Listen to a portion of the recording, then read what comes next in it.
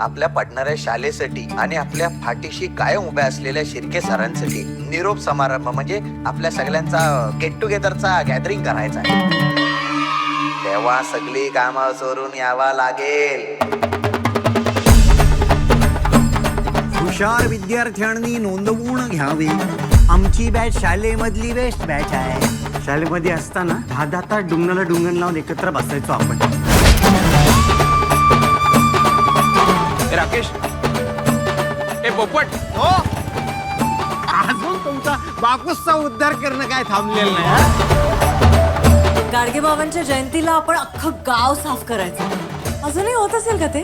छे, आत्ताच्या मुलांना घाण वगैरे साफ करायला लावली तर आई बाप मोर्चे घेऊन येते. अरे बापरे, जय हिंद मॅडम.